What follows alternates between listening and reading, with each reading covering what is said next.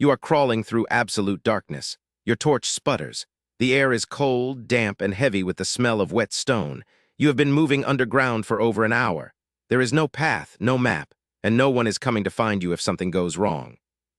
Now stop and ask yourself, why would anyone do this on purpose?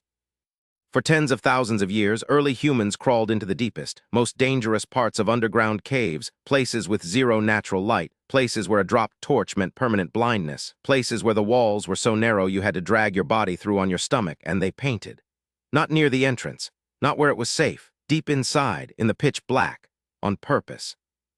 And nobody fully knows why. Let's start with what we know. In 1994, a group of speleologists, that's just a fancy word for cave explorers, stumbled upon something extraordinary in southern France. The Chauvet Cave, hidden beneath a limestone overhang in the Ardèche region, turned out to contain some of the oldest and most stunning cave paintings ever found. Radiocarbon dating placed the earliest artwork at roughly 36,000 years old.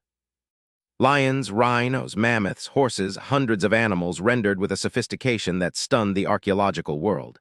Jean Klotz, the French prehistorian who was among the first to study the cave in depth, described the experience of entering Chauvet as something close to a spiritual encounter.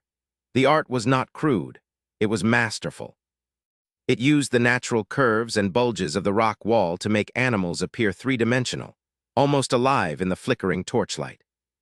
But here is the thing that makes Chauvet, and caves like it, so deeply strange. The most impressive paintings were not near the entrance. They were hundreds of meters inside, in chambers that required crawling through tight passages, navigating underground rivers, and descending into total darkness. These were not casual doodles made by someone who wandered in to get out of the rain. These were deliberate, dangerous expeditions into the belly of the earth. And Chauvet is not alone. The Lascaux Cave in southwestern France, discovered accidentally by 4 teenagers in 1940, contains nearly 600 paintings and almost 1,500 engravings dating to around 17,000 years ago. The famous Hall of the Bulls features enormous aurochs, the wild ancestors of modern cattle, some stretching over 5 meters long. Again, the deepest and most elaborate panels sit far from any natural light source. At Altamira in northern Spain, found in 1879 by a young girl named Maria Sanz de Sochuola while her father excavated the cave floor, stunning polychrome bison cover the ceiling of a chamber deep underground. The paintings there are roughly 36,000 years old, similar in age to Chauvet. When the discovery was first announced, the scientific establishment accused the family of forgery. Experts refused to believe that prehistoric humans could create something so beautiful. It took over 20 years for the scientific community to accept that Altamira was real.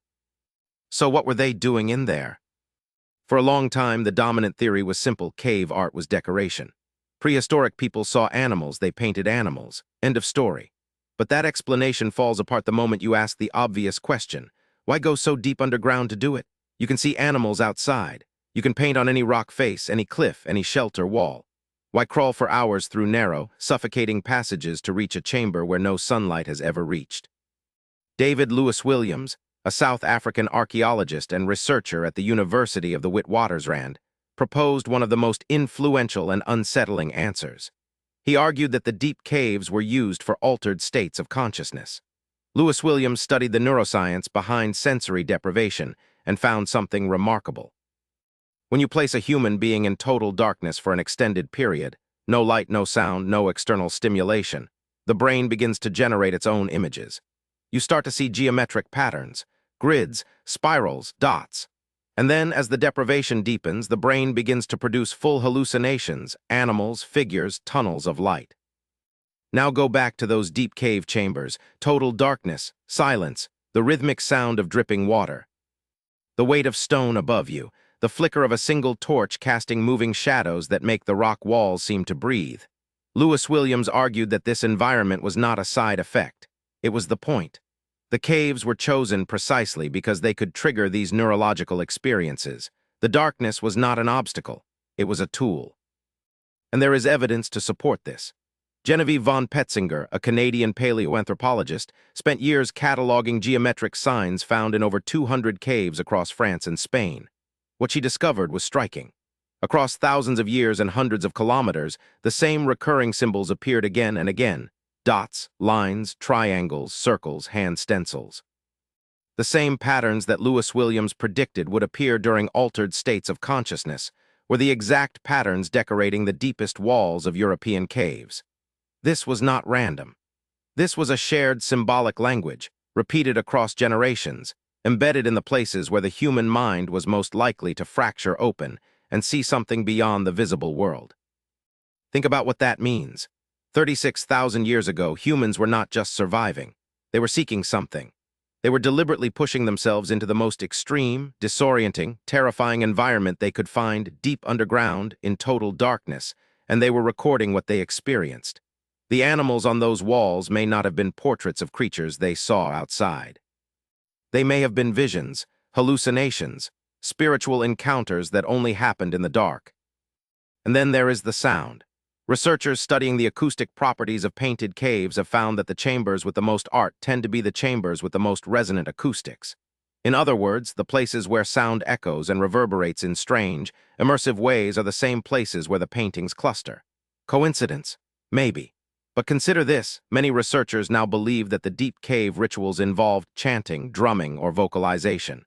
The cave itself may have been an instrument. A resonating chamber that transformed a human voice into something that sounded like it came from everywhere at once, from inside the rock itself. Imagine standing in pitch darkness, your torch barely surviving, and the sound of your own voice bouncing back at you from every direction, multiplied, distorted, alive. What would your brain do with that? The hand stencils are perhaps the most haunting evidence of all. Found in caves across Europe, Indonesia, and South America, these are outlines of human hands, usually pressed against the rock wall and then blown or sprayed with pigment, leaving a negative image. Some are tiny, belonging to children. Some have deliberately bent or missing fingers.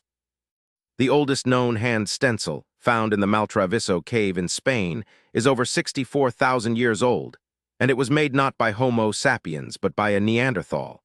That changes everything.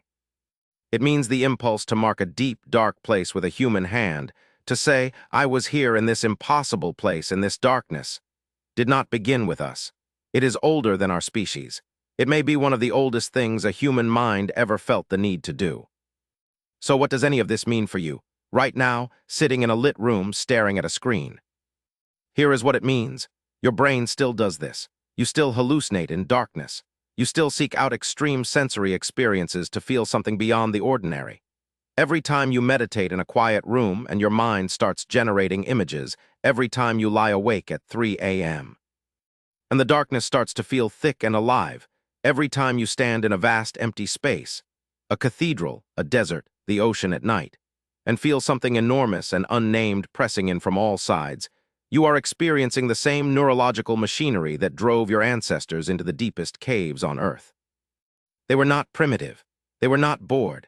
They were doing something your brain is still wired to do, using darkness, silence, and isolation to break open a door in the mind that the bright, noisy, cluttered modern world keeps permanently sealed shut. 36,000 years ago, someone crawled for hours through a narrow passage in total darkness, carrying a torch that would not last, into a chamber where no human had been in 1,000 years, and pressed their hand against the cold stone wall. And the darkness pressed back, and they painted what they saw.